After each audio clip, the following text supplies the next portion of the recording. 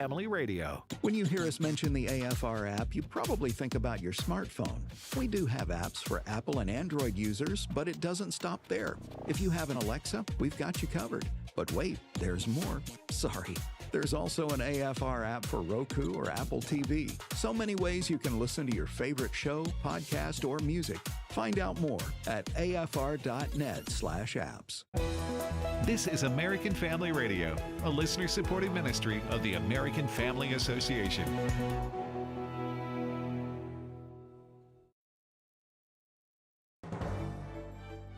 American Family News, I'm Rusty Pugh. A recent New York Times Siena poll showing a majority of voters think Vice President and Democratic presidential candidate Kamala Harris is too liberal and progressive. Republican Texas Senator Ted Cruz says he believes the current vice president is trying to reposition as a more moderate for the upcoming presidential election. There's a reason that the left is not mad at Kamala for pretending to run away from all of her left-wing positions. Because they know she's pretending. They know it's all about, we just got to get to Election Day. And if, God forbid, she gets to the White House, she's going to go back to what she's done her entire life. Senator Bernie Sanders is saying the quiet part out loud. I don't think she's abandoning her ideals. I think she's trying to be pragmatic and doing what she thinks is right in order to win the election.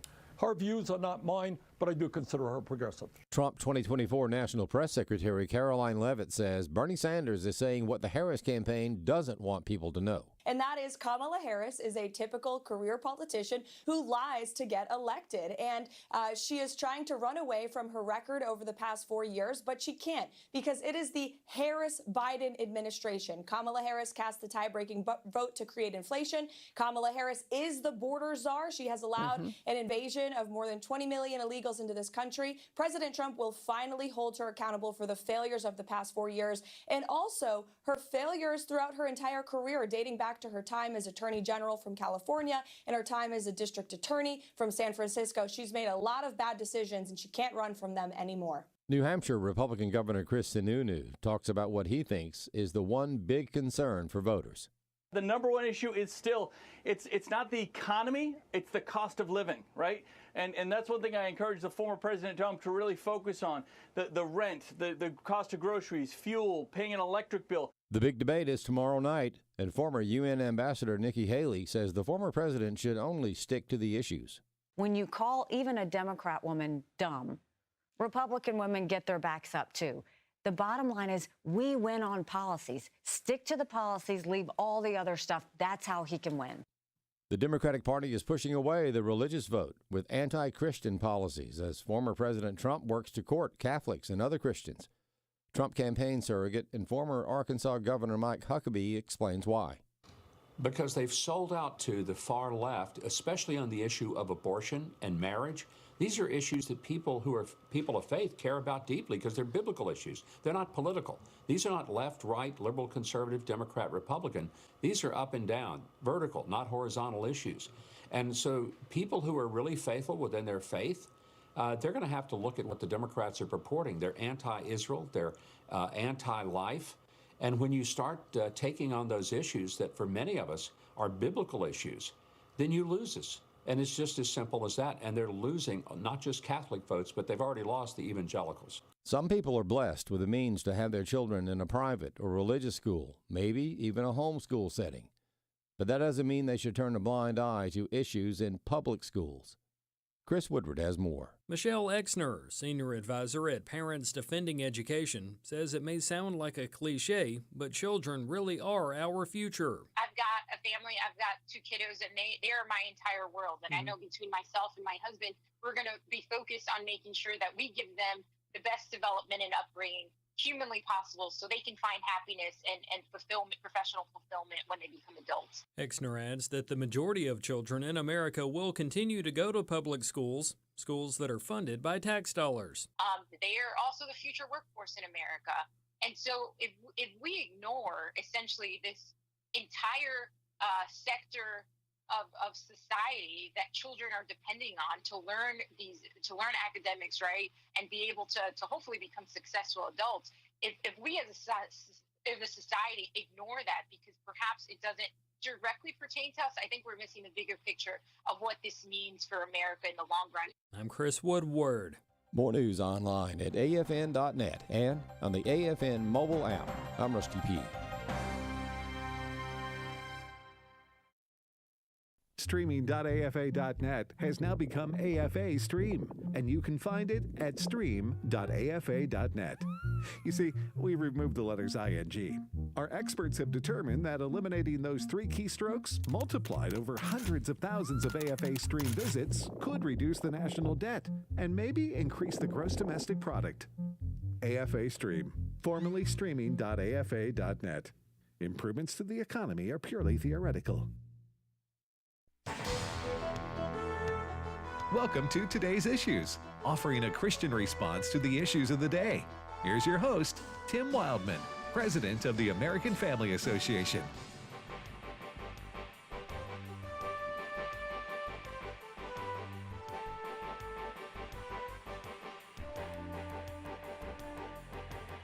Hey, good morning, everybody. Welcome to Today's Issues on the American Family Radio Network. Tim here with Ed Battagliano. Good morning, Ed. Good morning, Tim. Chris Woodward. Good morning. All right, so before we jump into the news of the day on this Monday, and there's a lot of it, Chris, Ed is looking at the American Family Radio News website.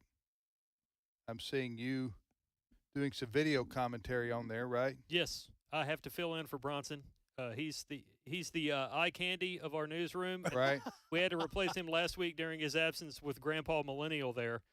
So if you want to see what I look like, Grandpa Millennial would be Chris Woodward. Mm-hmm. Hey, tell folks about the AFN news site. Yes, AFN is the news site for American Family News. The cool thing about our news outlet is we're radio and print news, which is kind of rare. A lot of news outlets these days is just one platform. But praise be to God, we do radio news as well as print stuff. What you hear on the radio at the top of every hour often winds up as print articles on AFN.net. But AFN.net has a ton of stuff you don't hear on the radio, so do check us out. We have Associated Press content. We have videos. There's even a video update with me and Bronson and some other people from time to time. There's columns, even a political cartoon. So it's a ton of stuff on AFN.net, as well as the latest from the web section down on the bottom. That is a way to save you time from having to go to various news sites. Rusty P puts that together, and we update it through the day to keep you and yours informed. All right. Well, we encourage people to go there. And also we have the daily news brief that we'll send people, right? Yes, that is a really popular thing. Again, it's a time saver for you. If you go to afn.net, click the subscribe button at the top right of the page, enter your email address. We're not going to sell it to anybody or give it to anybody. Once a day, you're going to get an email from our editorial team there at afn.net with about 5 or 6 stories to let you know what's going on today as well as what may be coming tomorrow. So it's an easy way to get a news digest without once a day, and we'll send it to you. Right. And Monday through Friday. Mm-hmm. We're not going to do you annoying push notifications every time we declare something breaking, right, like some news outlets might. Yeah, I get that on my phone. I have to turn them off. And everything's breaking. Mm-hmm. So even stuff that's 3 days old, I'll get it in my email. Kamala Harris running for president, breaking. Yeah, breaking news. I'm going. What the notifications too are, something about music star passes away. Right. And I've quit doing that now. No, they don't send a picture. These are the notifications on your cell phone. Mm-hmm. Anyway, I don't know if they're from Apple or who they're from exactly. It could be for anybody, Fox News, anybody. But then you click. I quit doing this. I've quit falling for it. But you click on it and you go, I never heard of this person. Yes. Never heard of this band. Mm-hmm. Don't have any idea what you're. I mean, it's That's sad that anybody passes, but I'm Right. saying they trick you into clicking on there, and then you're. Well, that's what they want you to do, right? Well, and that's why I've turned off my notifications. I don't want, even though it's a phone and it's meant to notify you about things, I don't want anyone contacting me. I barely want my family contacting me on the phone. Okay, so I turn off all those notifications. That's probably a good idea. I haven't done that yet. That's why you didn't respond to my calls last night, Ed. That's right. And now I thought you were going to talk about when you're on a website and there'll be a picture of someone like Tom Hanks. Mm-hmm. Sad that we've lost him right before his time. And I'm going, Tom Hanks died? Right. You know, you click on it, and of course it's a lie. Yes, it's all a lie. These fake news. The internet sits on a just going to say that on a throne of lies. Throne of lies. I was just going to quote Elf. Yeah. All right. Well, anyway, we hope everybody had a nice weekend. The weather's cooling down, at least for today, yesterday and today, across a lot of the U.S. Right. So fall is in the air, as they say. It is. It's probably going to be a wet week for a lot of people in the southeastern U.S., and I say that because Tropical Storm Francine is expected to form today and threaten the southern U.S. Is it going to threaten the southern U.S.? It sure will. It's looking like it's going to hit at some point, maybe midweek at the very latest, between Texas and Louisiana. Could even hit Louisiana head-on. Which means if you are in Arkansas, Louisiana, Mississippi, you're probably going to get a lot of rain later this week, which we do need. I don't think the words tropical storm scare people in Louisiana. Because it's like category. It's not even it might be a Category 1 hurricane. Oh, you mean by the time it tropical? By the time it makes quote landfall. It is football season in the great state of Louisiana, so they're probably a little more focused on the Tigers and the Raging Cajuns. Tigers at the moment. LSU Tigers. Yeah, and the Saints. Yeah, that's true. They have other. They had a big win yesterday. Saints did. Yeah. Are you a Saints fan, are you? No, I'm not. I root for the Dolphins for reasons I'm they currently won. debating. They did. They came back. They were down 14-0 early, and Tyreek Hill, hours after he got arrested. I was just being polite. Caught a 80-yard Do you want to give us a rundown of the whole game? Go ahead. I didn't really want to know. Jacksonville, the in-state rival of he will. The Dolphins. He'll give us a rundown of the whole game. They jumped out to a 14-0 lead early, but Mike. You just McDaniel can't take a hit, can you, Chris? Oh, suffice to say, you're happy because the. It's still the regular season. The Miami win Dolphins. a playoff game, and then I'll really be excited. All right. Well, the big news politically is tomorrow is the debate between Vice President Harris and former President Trump, right? Yes. Where are they going to be having this? It's going to be on ABC in Philadelphia, which is where she launched her presidential bid when Joe Biden handed her the torch, albeit probably being forced to hand her the torch. You mean as he was being pushed off a right. cliff by the donor coup, as some people have called it. Yeah, they're going to debate the issues for about 90 minutes on ABC. David Muir and Lindsay something is going to be they're the moderators there for about 90 minutes. We are planning on covering it, so we're going to have news coverage for you tomorrow night. But in the meantime, a lot of people are talking about Harris and the issues there where she can't run from her record. She's flip-flopped all these things. Trump, of course, needs to win women votes, all these headlines and things that people have thrown out there. I do have a lot of audio that we can bring in to discuss this particular issue.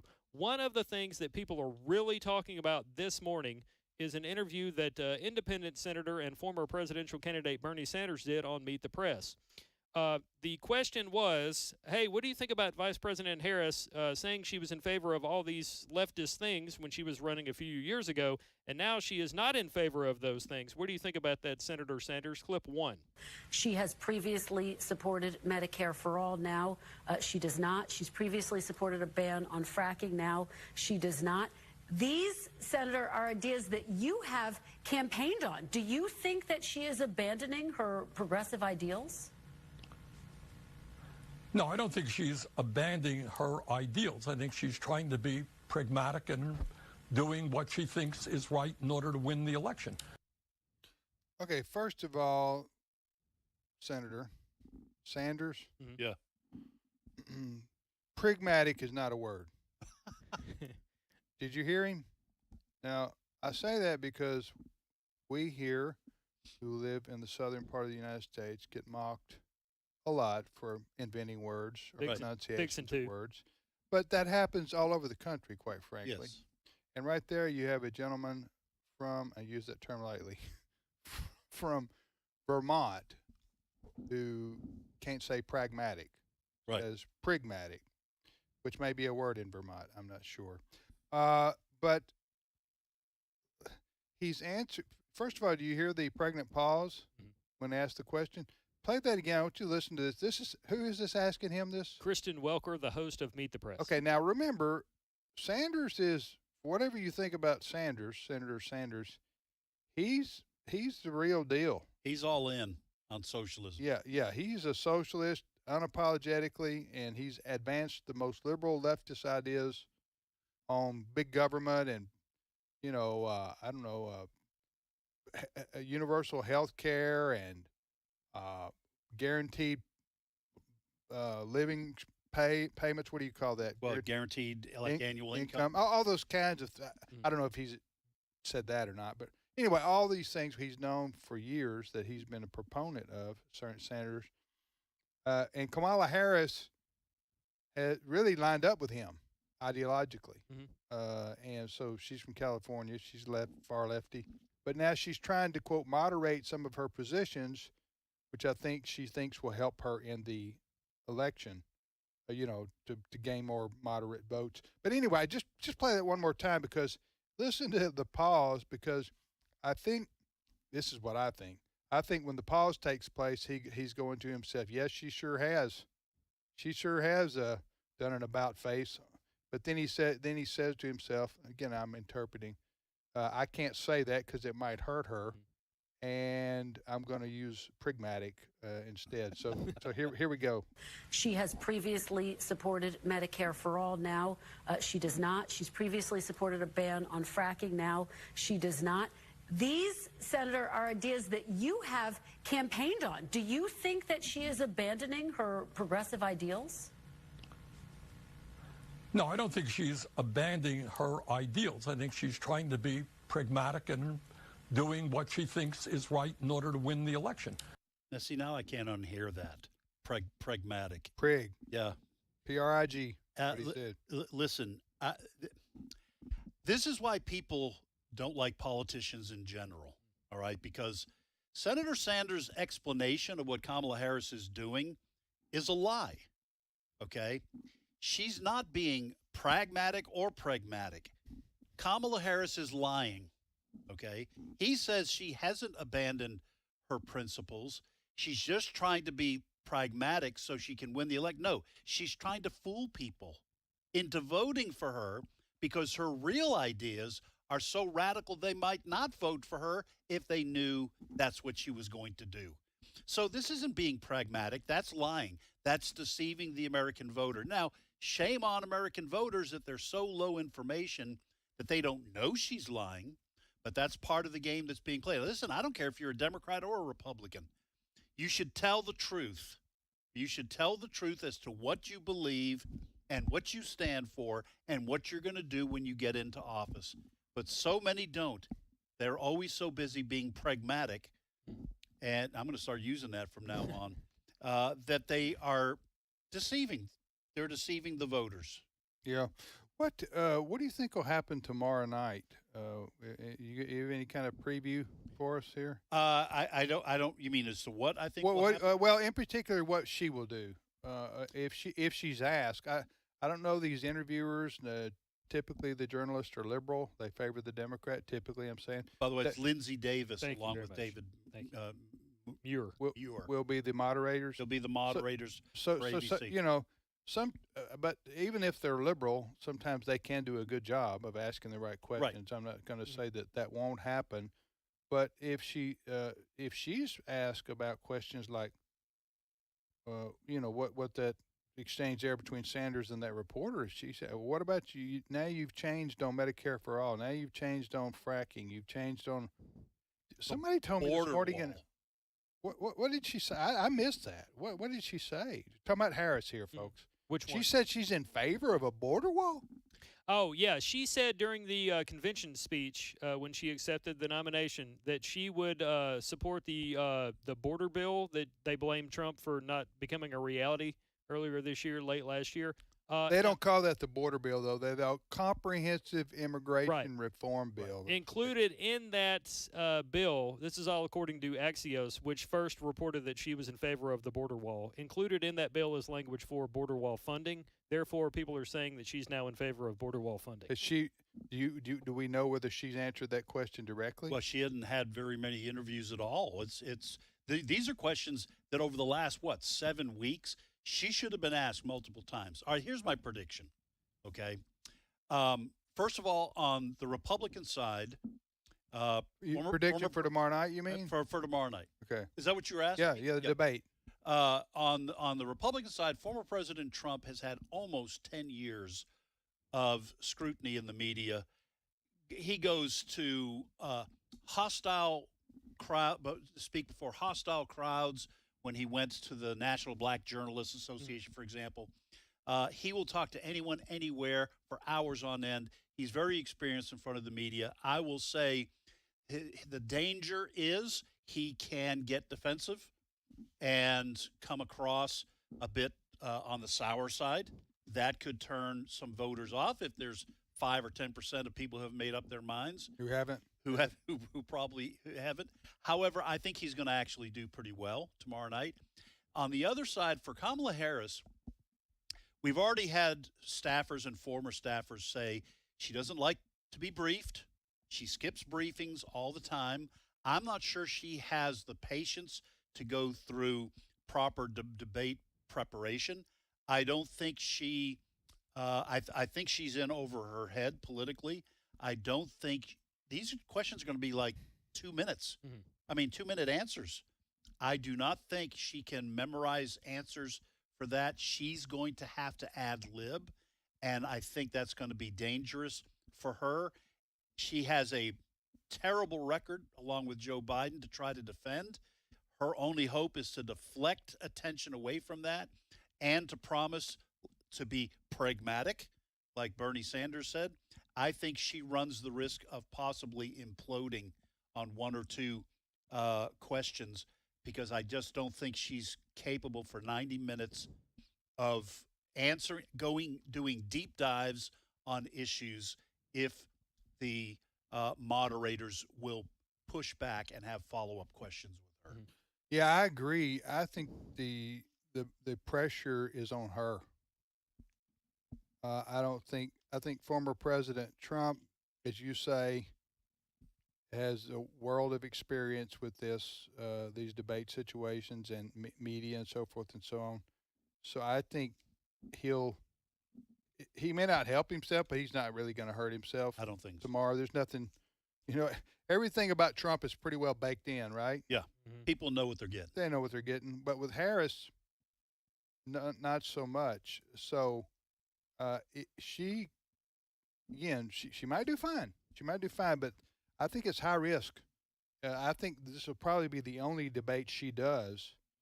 And as you say, she is not that good answering questions on her feet quickly, and she can double talk. She can word salad with Thousand Island. I mean, very easily, very easily. You remember the interview she did, the now infamous interview she did with Lester Holt of NBC, and he asked her about, she was border czar.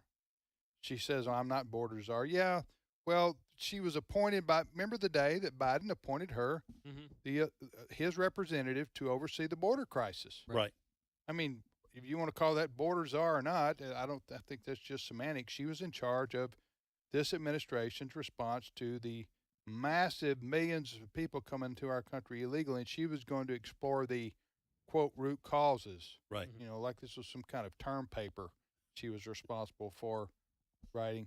That, to me, that was, I'm digressing here, which is rare, but she was, that was basically a cover to say, I'll get back to you on why this is happening, but I'm really never going to get back to you because we don't give a rip about why millions of people. Was that the interview where he said he'd never been to the border? Yes. He said to her, see if you can find that, Brent.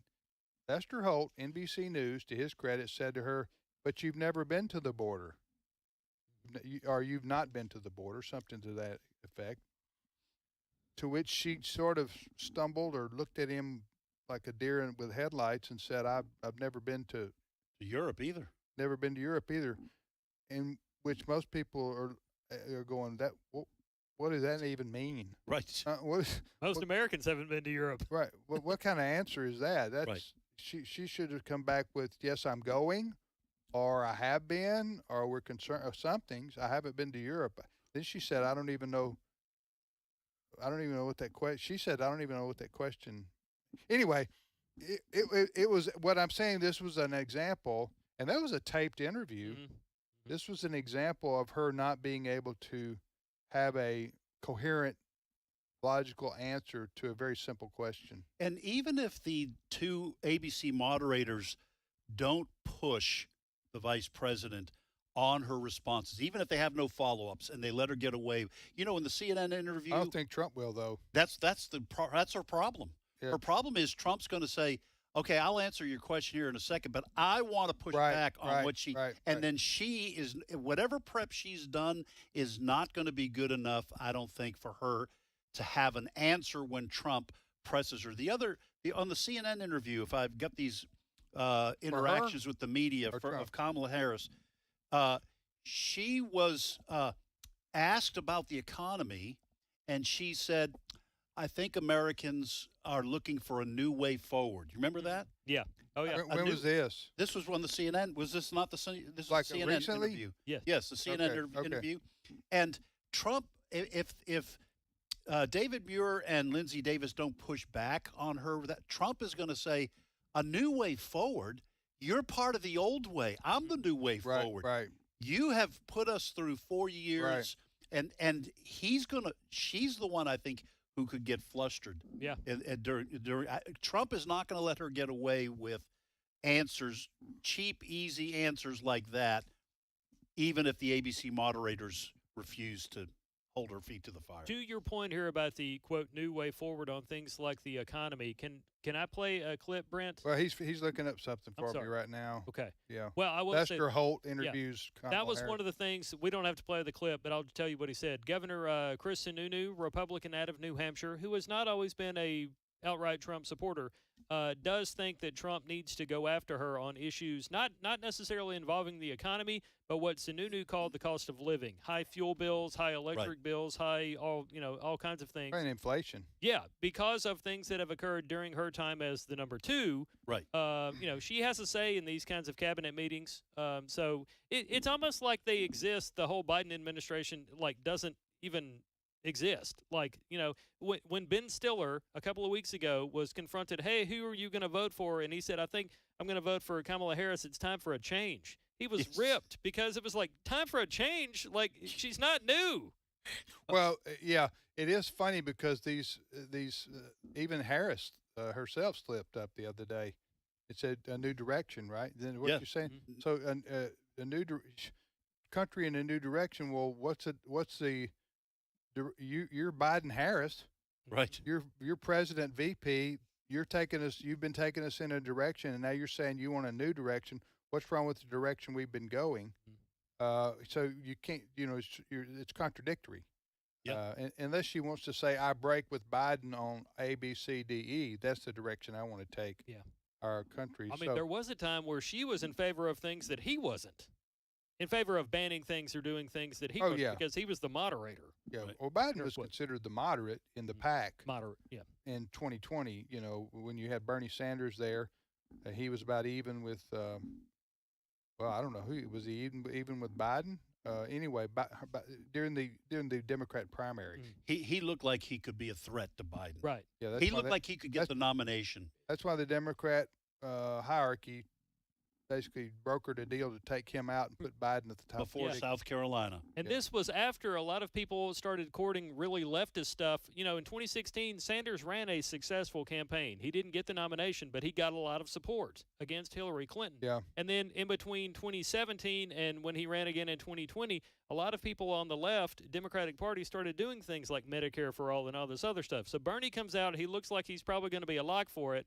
And then Joe Sweet talks people to drop out. Had a lot of support amongst young people. Mm-hmm. Climate change, Medicare for all that. All right, we're going to take a break right here. We're kind of previewing the debate tomorrow evening, which will take place in Philadelphia. I'm making popcorn for that. Are you? Yeah. And it's going to be at 8 o'clock Central Time, 9 o'clock Eastern Time. Kamala Harris, the VP, versus, in this corner, Donald Trump, the former president. They will, for what voters are left undecided, I'm not sure. I don't think there are very many people pretty much we could vote today, and probably going to get what we're going to get on November is it the 3rd? 5th. November the 5th. It's right around the corner. Less than 2 months away. Please, please, please. Let it be over. Let it be over. Oh. All right, we'll be back momentarily. Stay with us.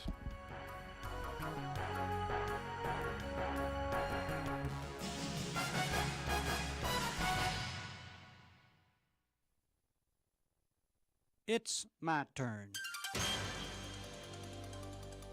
Here is your host for My Turn, Don Wildman. Once upon a time in the long, long ago, the eagle and the chicken were very good friends. Everywhere they went, these friends went together. It was not uncommon for people to look up and see the eagle and the chicken flying side by side through the air. One day, while flying, the chicken said to the eagle, "Let's drop down and get a bite to eat. My stomach is growling." "Sounds like a good idea to me," replied the eagle. So the two birds glided down to earth, saw several animals eating, and decided to join them. They landed next to the cow. The cow was busy eating corn, but noticed that the eagle and the chicken were soon sitting on the ground next to her. "Welcome," said the cow. "Help yourself to this corn." Now this took the two birds by surprise. They were not accustomed to having other animals share their food quite so readily. "Why are you willing to share your corn with us?" asked the eagle. "Oh, we have plenty to eat here. Mr. Farmer gives us all we want," replied the cow. Well, the eagle and the chicken jumped right in and ate their fill. When they finished, the chicken asked more about the farmer. "Well," said the cow, "he grows all our food. We don't have to work for the food at all." "You mean," said the chicken, "that the farmer simply gives you all you want to eat and you don't have to work for it?" "That's right," said the cow. "Not only that, but he gives us shelter over our heads." Now the chicken and the eagle were shocked. They'd never heard such a thing. They had always had to search for food and work for shelter. When it came time to leave, the chicken and the eagle began to discuss the situation. "Maybe we should just stay here," said the chicken. "We can have all the food we want without working for it. And that barn over there sure beats those nests we have to continually be building. Besides," he said, "I'm getting tired of always having to work for a living." Now the eagle replied, "I don't know about all of this. It sounds too good to be true. I find it hard to believe that one can get something for nothing. Besides, I kind of like flying high and free through the air. And providing for food and shelter isn't so bad. In fact, I find it quite challenging." Well, the chicken thought it over and decided to stay where there was free food and shelter. But the eagle decided that he loved his freedom too much to give it up, and enjoyed the consistent challenge of making his own living. So, after saying goodbye to his friend the chicken, the eagle set sail for the wild blue yonder. Now everything went fine for the chicken. He ate all he wanted. He never worked. He grew fat and lazy. But then one day he heard the farmer say to his wife that the preacher was coming to visit the next day and they should have fried chicken for dinner. Hearing that, the chicken decided it was time to leave. But when he began to fly, he found that he had grown too fat and too lazy. Instead of being able to fly, he could only flutter. So the next day the farmer's family and the preacher sat down to a meal of fried chicken. When you give up the challenges life has in pursuit of security, your ability to fly turns into a flutter. And that's the reason eagles fly and chickens flutter. This has been My Turn with Don Wildman, a production of the American Family Association. Beloved, we are now children of God, and what we will be has not yet been revealed. We know that when Christ appears, we will be like him, for we will see him as he is, and everyone who has this hope in him purifies himself just as Christ is pure. 1 John 3, 2 and 3. American Family Radio. This is today's issues. Email your comments to comments@afr.net. Past broadcasts of today's issues are available for listening and viewing in the archive at afr.net. Now, back to more of today's issues.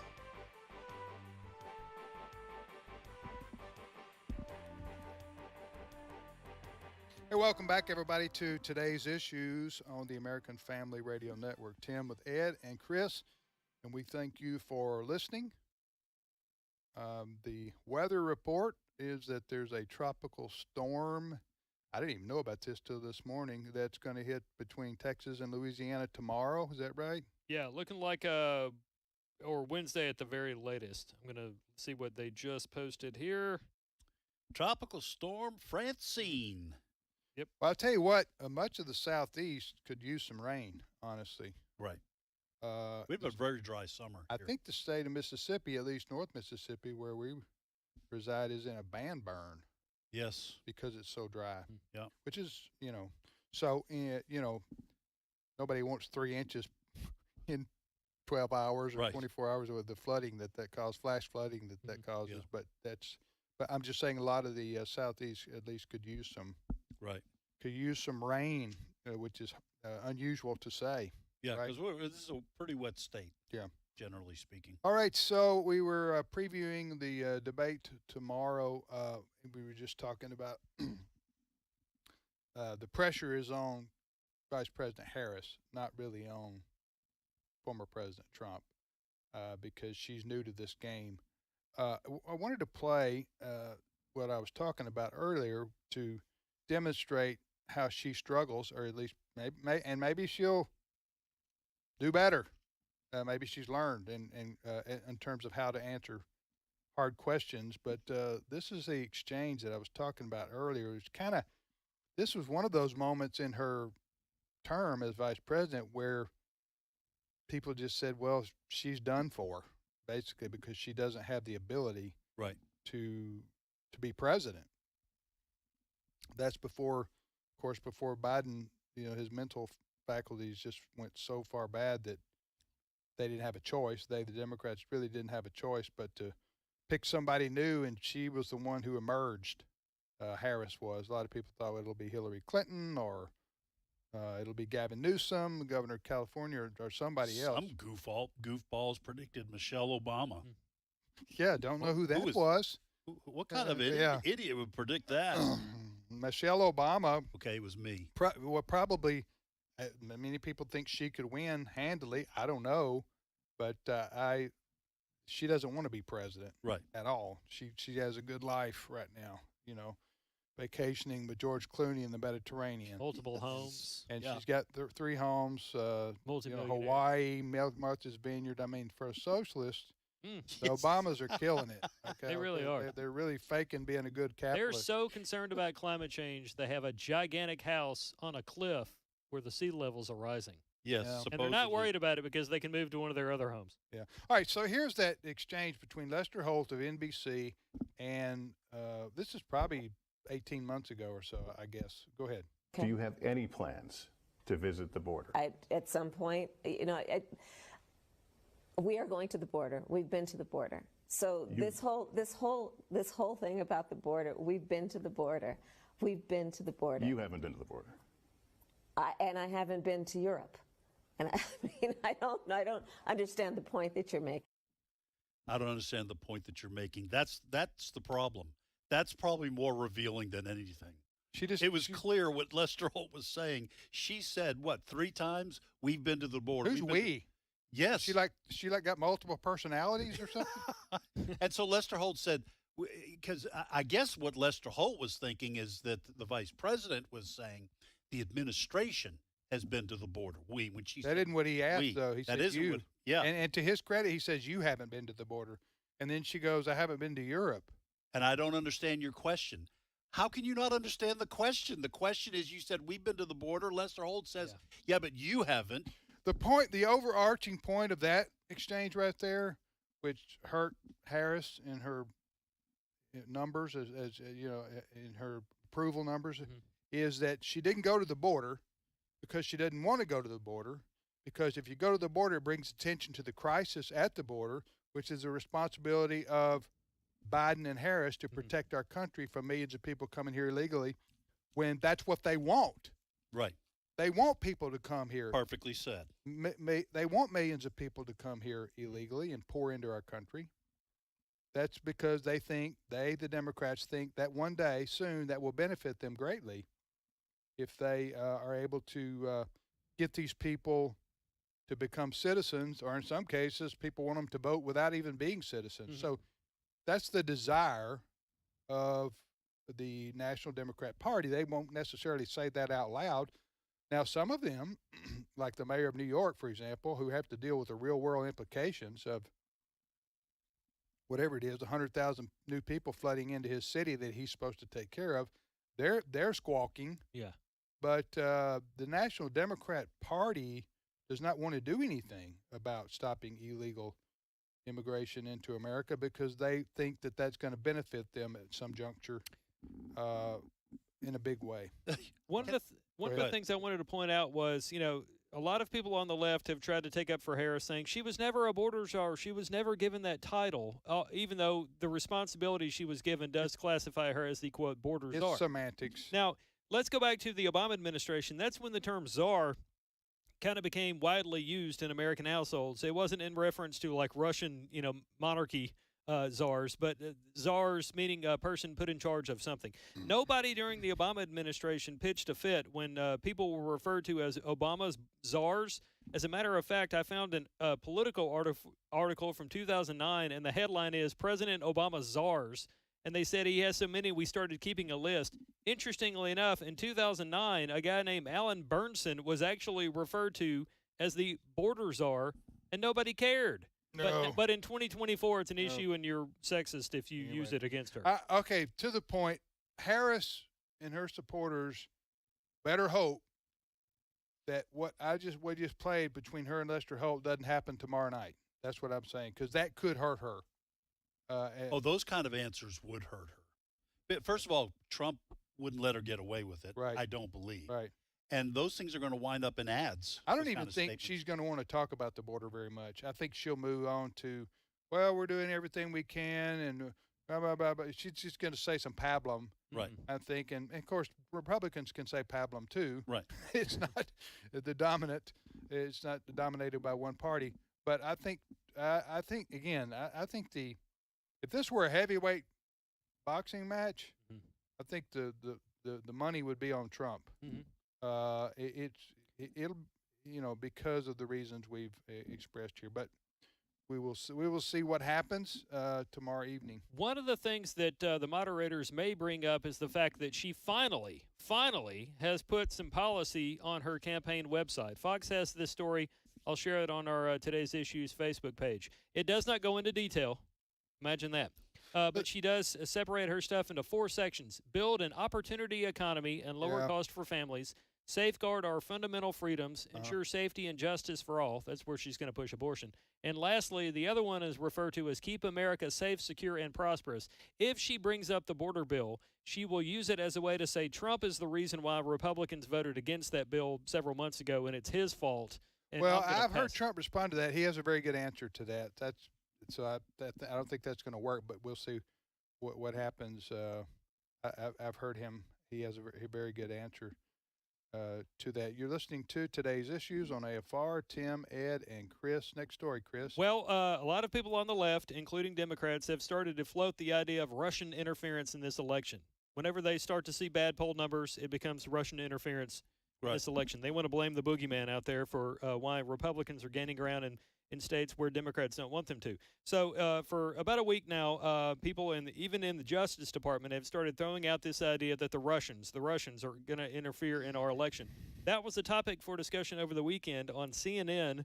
Dana Bash had this question to say to Senator Tom Cotton, and here his response. Clip 6. How worried are you that right-wing influencers are being funded, either directly or indirectly, by the Russian government in order to make an impact on this election? What did make a difference in the last election is the lies about Hunter Biden's laptop that more than 4 dozen former intelligence officials lied about in the middle of that campaign. And most networks, to include this one, bought that lie hook, line, and sinker. He's right. Mm-hmm.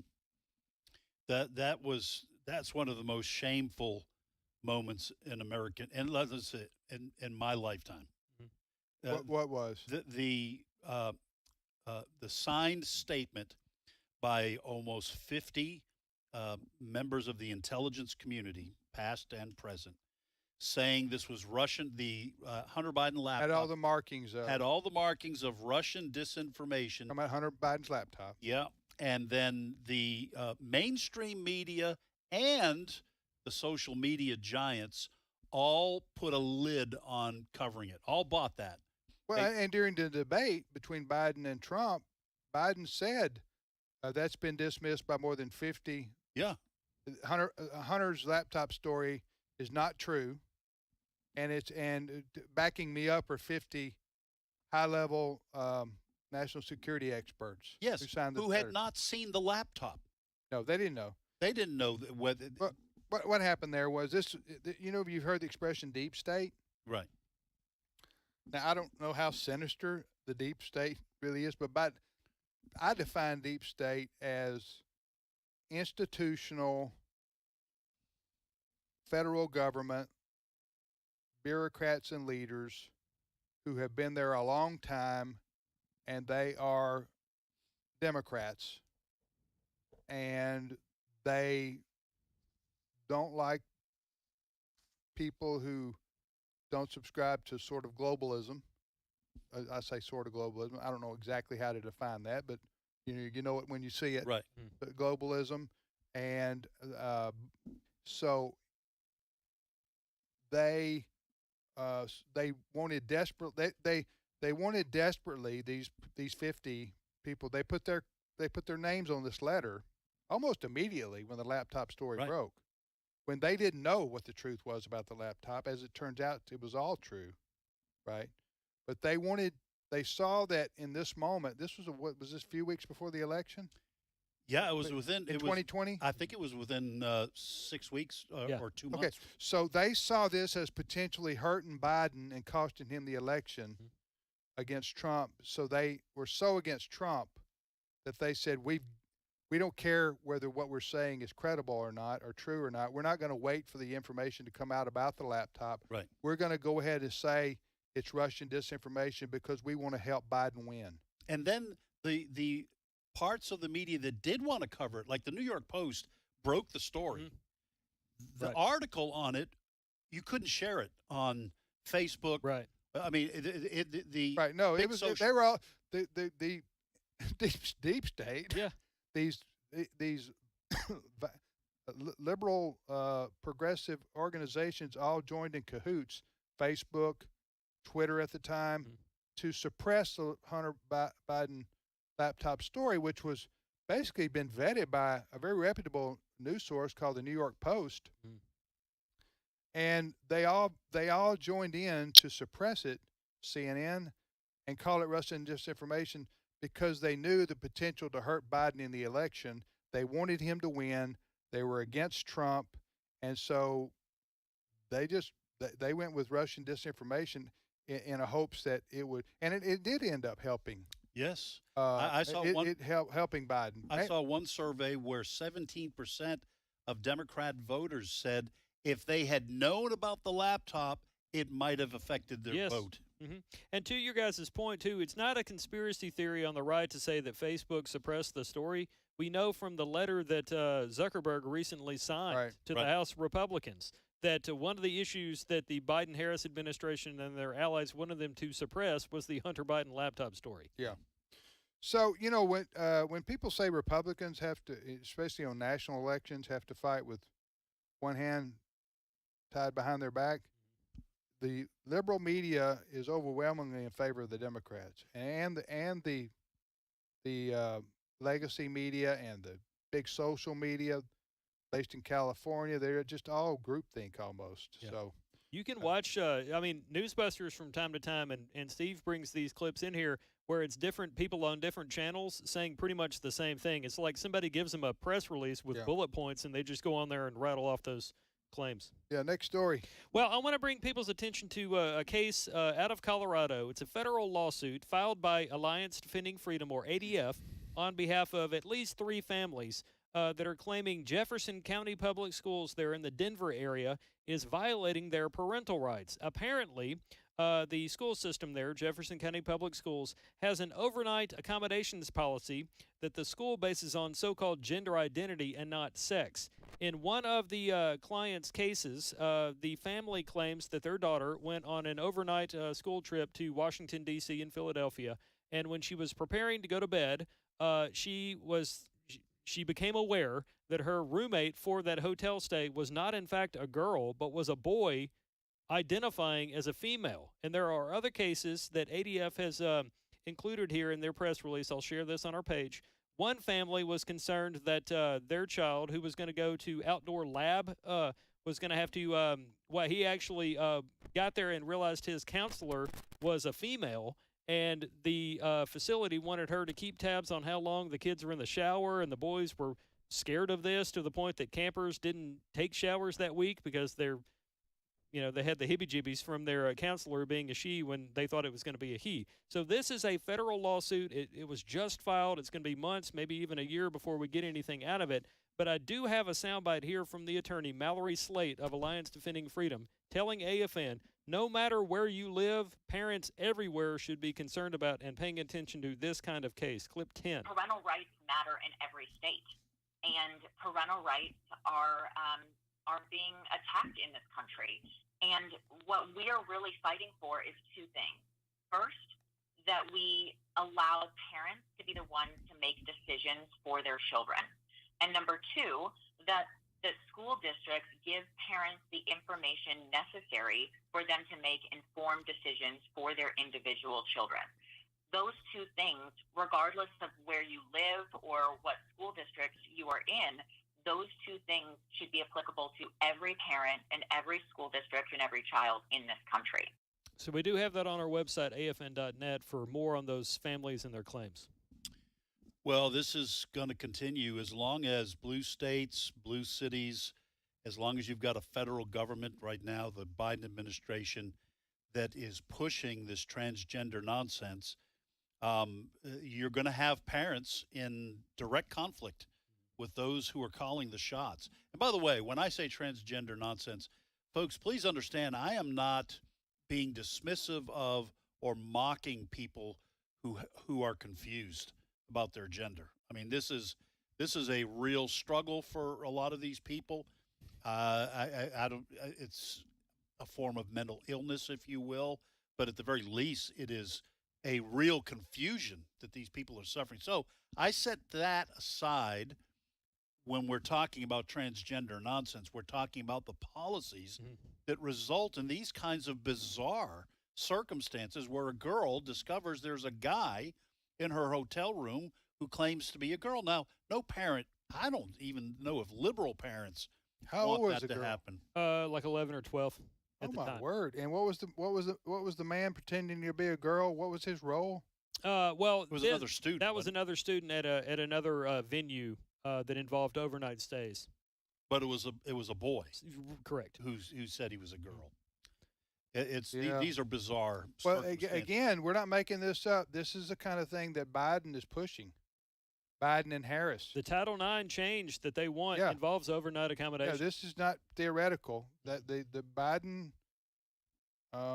Harris administration is trying to force on states, especially red states. They want to say either you promote the transgender issues or we're going to take your federal money away through Title IX. That's real. I mean, right. Again, I quoted last week, a lot of the red states, Governor Ron DeSantis spoke for them, and I know he said that regarding this, he said Florida will not comply. We're not going to do this. Biden and Harris can try to push this transgender nonsense on our state, but we're not doing it.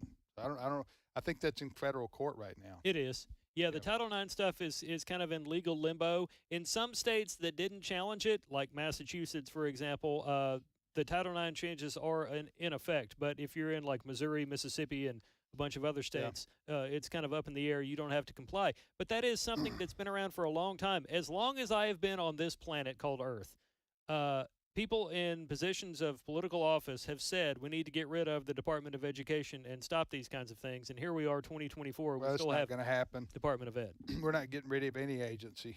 No. Well, I think one reason why is most because Republicans don't seem to be in favor of that. when that happens, then the Lester Holtz of the world or Kristen Welkers go, well, aren't you in favor of kids learning things? Right. Senator, Oh, yeah. If you're against the Department of Education, the liberal media will say you're against education. Right. Right. As if we didn't have education policies and agendas before the Carter administration came along and created the Department of Education. Yeah, you're listening to Today's Issues on AFR. Tim, Ed, and Chris. By the way, back to the debate for just a moment. Tomorrow night, I saw somebody sent me a Babylon Bee. They're a satirical. Right. Most people are familiar with them. Babylon They're hilarious. Bee. And it said that Trump was prepping to debate Harris, and his prep included going to a bar and talking to 3 drunk women. What do you think about that? That's very funny. Well, because I guess the joke is there's one aspect of that I'm not going to discuss. What aspect? About Kamala Harris, about the 3 drunk women. Because I don't know if it's true. But we don't know what's true. All right. Well, now I got to say it. So there are people who have, and I think this is wrong. There are people who say they think Kamala Harris is drunk sometimes in public. That's just. Why, does she have a drinking problem? No, that's what I'm saying. That's just gossip. That's just gossip and slander. If she comes out and says I have a drinking problem and sometimes I'm out in public drunk, okay, then you can say it. Yeah. So I don't know if that's what the Babylon Bee was trying to get across in terms of going to a bar and talking to 3 drunk women. But I do think what's funny about it is that because Kamala Harris frequently goes into a word salad kind of fit. Yeah. That going to a bar and talking to 3 drunk women, and it could be 3 drunk men too. A lot of times you're not going to get a straight answer or a coherent response. And so it is funny on that level as well. There was that moment during the debate with Biden to which Biden just had this completely nonsensical answer, and Trump goes, I don't know what he just said. I don't think he knows what he just said. Yeah. That was the kill shot. Yes, that was. That was anyway. Yeah. I don't think Harris is going to do. She's not going to. Well, I don't know. She's word salad. Word Kamala. salad, Sally. Yeah, she can let it go. There was another moment. I think there were 2 kill slice shots. and dice. There were, I thought, 2 kill shots. That one was one in the Biden-Trump debate. The other one was when President Biden just ended an answer with, "Remember how I beat Medicare?" Yeah, Trump goes, "Yeah, you beat it to death." Yes. That was also a bad moment. Although I'm not president, so but I have had those moments where I just end a sentence in the middle, and my wife looks at me and says, "Well, what do you mean?" Captain Trail. Yeah. Yeah, I will say the format for this debate tomorrow night, if it happens, Nancy Pelosi thinks Trump may back out, but nonetheless, the format for tomorrow night's debate is supposed to be similar to the one between Biden and Trump with no hot mics, notes, and all that stuff. As far as visuals go, last time it was obvious that Biden was the way older statesman, right? I mean, that was awful.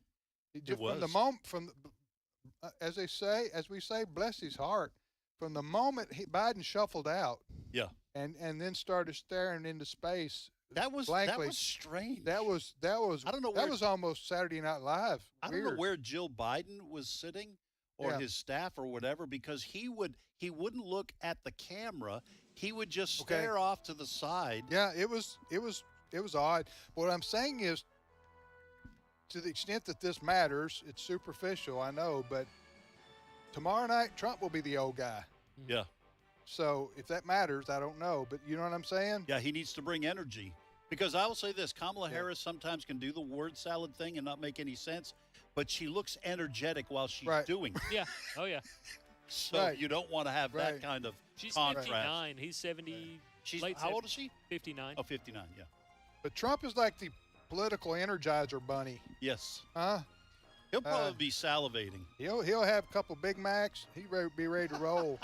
Huh? Am I right? Oh, listen, his diet, Yeah. I think, appears to be It is legendary. atrocious. It's legendary. We'll be back in 5 minutes. Stay with us.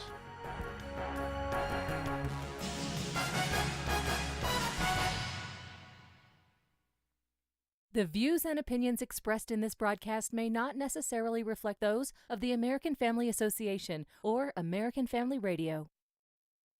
Faith, family, freedom.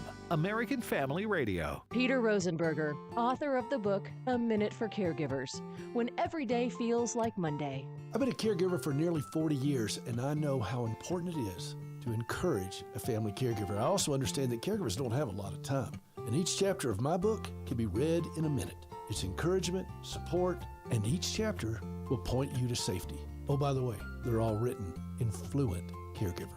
A Minute for Caregivers is available at resources.afa.net. This is American Family Radio, a listener-supported ministry of the American Family Association. American Family News, I'm Rusty Pugh. Residents continue to flee dangerous California and Nevada wildfires. Jeff Manasso with the latest. The line fire in the San Bernardino Mountains in a matter of days has consumed around 21,000 acres, enforcing the evacuation of communities like Highland, Forest Springs, and Mountain Falls. Families have evacuated, and we still have a lot of homes in the warning area. That San Bernardino fire's Brent Pascua, firefighters getting a little help from some rain, but the blaze is only 3% contained. It's one of several fires burning in California and Nevada, including the Bear Fire north of Lake Tahoe and the Davis Fire south of Reno that have burned thousands of acres and continue sparking evacuations. Former President Donald Trump and Vice President Kamala Harris preparing to square off in their presidential debate on ABC News tomorrow night. Trump 2024 National Press Secretary Caroline Leavitt says the former president is ready to go. He doesn't need traditional debate prep. He's proven to be one of the most effective debaters in modern political history. Just look at how he knocked off Joe Biden out of the race and the CNN debate stage. He is very well read on Kamala Harris's record. A New York Times Siena College poll finds former President Trump with a 1-point lead ahead of Kamala Harris. Missouri Republican Senator Eric Schmidt says Harris can't really run from her record. Once you kind of get into her record and the fact that she was even more liberal in the Senate than Bernie Sanders, that spells trouble for Kamala Harris. Kamala Harris can't recast herself into some moderate when quite literally she authored the Green New Deal and was by a nonpartisan voting record keeper organization. She was more liberal than Bernie Sanders.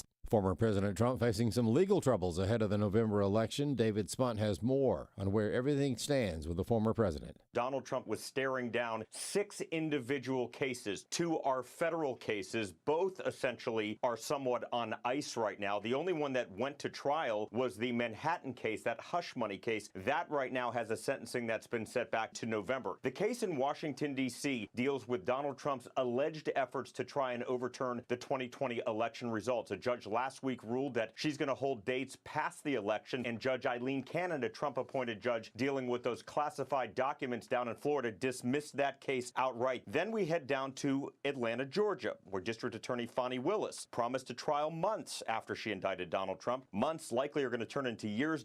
The head of a Minnesota-based Messianic Jewish ministry says anyone who votes for Tim Walz is voting for their own destruction. During an interview with a local Michigan public radio station, Minnesota Governor and Democrat vice presidential nominee Tim Walz voiced his support for radical anti-Israel protesters on various U.S. university campuses, saying they are doing so for, quote, all the right reasons. Walz comments in the swing state with a heavy Muslim population is part of the Kamala Harris campaign's stepped-up outreach to Arab and Muslim American leaders in Michigan, who have condemned U.S. support for Israel.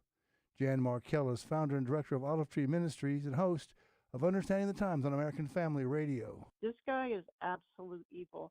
And the fact that as many as 50% of America is okay with voting for this kind of insanity, is America given over to a reprobate mind so they see evil like this as good and they're going to vote for it? And I think if that's the case, America has turned a corner, and then there's no hope for us. No hope. And Markell says Minnesota is headquarters of what is known as the Red-Green Alliance. The coming together of Islam and communism. And for some reason, that is what got entrenched here. It's been going on for at least 30 years, if not more. Tim Walz is an evil human being. People who are going to vote for him, I'll be blunt, they're voting for their own destruction because he's going to turn on them and he will destroy this country as we've known it, with her help, of course. I'm Chad, groaning. A relative of the teenage gunman at the center of last week's school shooting in Georgia says the boy's mother knew the teen was planning violence. The aunt of the 14-year-old, now charged with 4 murders at Appalachia High School near Athens, Georgia, say the boy's mother called the school the day of the shooting to warn them of an emergency involving the boy, that they should find him immediately. The aunt is the mother's sister and revealed her text message conversation with the mother to the Washington Post. Eben Brown, Fox News. For American Family News, I'm Rusty Pugh. The cell phone is the new transistor radio. Just like your grandfather may have carried his radio wherever he went, you carry your phone with you all the time, which means you can listen to American Family Radio anytime you want with the AFR app. You'll find live talk programming, 24-hour Christian music, and access to podcasts of all your favorite AFR shows. Just go to the App Store and download the AFR app for free. Your grandfather would be proud. Today's Issues continues on AFR with your host, Tim Wildman, president of the American Family Association.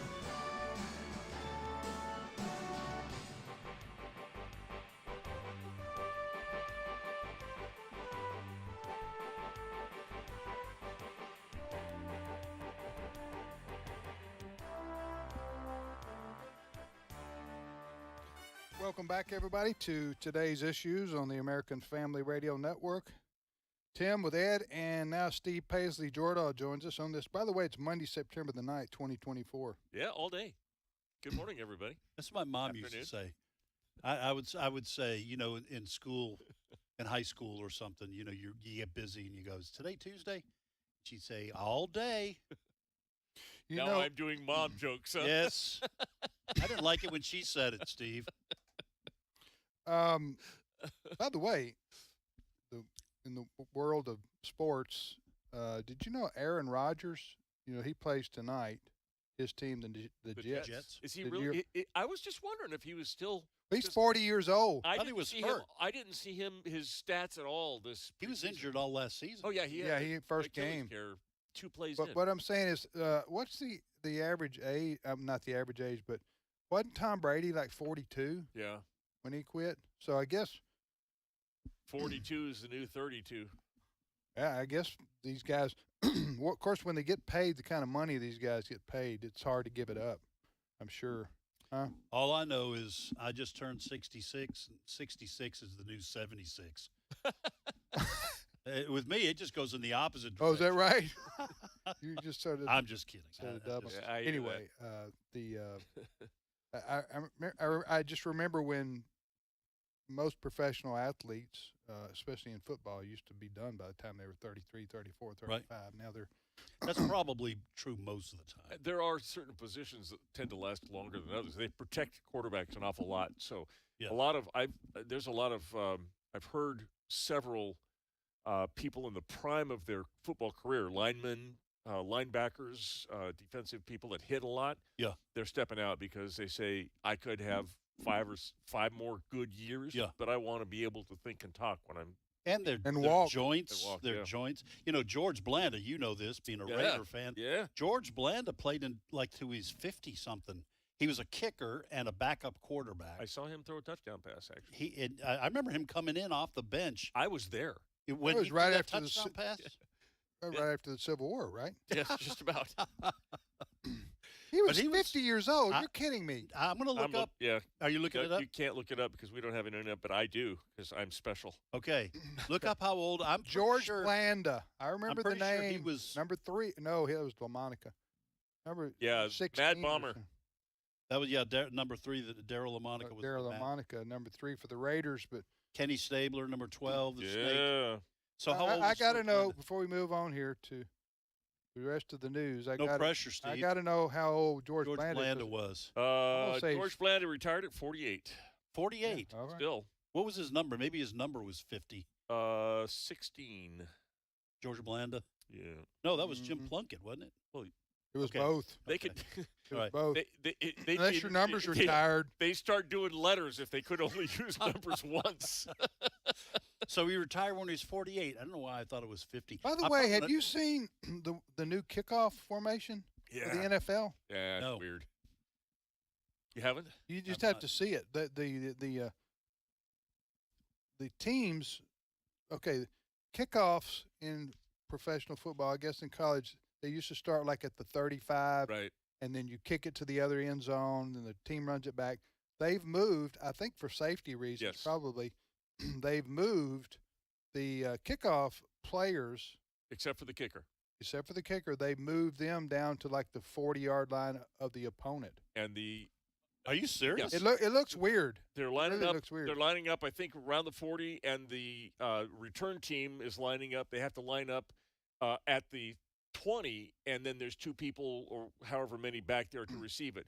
The kicker's at the regular spot. He kicks it. They cannot move until the ball lands in the hands of. How do they do an onside kick? I don't know. I don't know how they do that, but it's really. But I would imagine it's in the name of safety, reducing injuries, because people, a lot of people get injured because you run full speed for 40 or 50 yards and then you collide with somebody. Especially if you weigh 280 pounds and Yeah. you do a 40 and 4 That's flat. the reason I didn't continue in football. Yeah. That was the only Right reason? there. Huh? That was the only Well, reason? that and I weighed like 125 pounds. And, Yeah. And when I ran into a 185-pound guy, it hurt intensely. And I decided, you know what? My mind said to the body, or vice versa, you don't want to do this anymore. You know basketball is your ticket. That's right. You know, it served you well too. Yeah. I all my life, of course, watching sports, played some sports, but you always hear coaches say, "Listen, you got to put your whole heart, give 110%." Well, if you're 120, talking about in football, well, or any sport, okay, but especially football, what you're saying, yeah, it doesn't matter if you have the heart of Rudy. You're right. If you're 125 pounds and you get hit by someone who's 185 pounds. It doesn't matter how much heart you have. Physics. You're bouncing. You lose. You're bouncing Mr. off Newton that guy. wins. Yes. No, I agree. I think the whole idea of motivational speeches and things like that are completely and totally overrated. Yes. In sports, it's only for movies like Rudy. Yes. In the end, the bigger, stronger, faster, quicker people win. Yes. That's why there's no DEI except in men's and women's sports. There's no DEI in real sports. No. No. So, I mean, that's just the way it is. You can, like you said, you can go in the locker room and have a coach give a big, the best Newt Rockney speech you can give. That guy you're lining up against. Right. He puts his pants on one leg at a time, just like you. You take him out. You drive him down the field. Right. Except that Coach, two of he's my 70 legs could fit in every Well, guess what? He's 75 Guess pounds. what? Bigger. In the locker room, in the other locker room, the other coach is telling his player the very same thing. Yes, that's right. So it really comes down to genetics, doesn't it? Yeah. And most of the times in sports like that. Anyway. All right, Steve, what's your first story that matters to humanity? Well, let's go to the University of Birmingham, University of British Columbia, in Canada. Did they win or lose?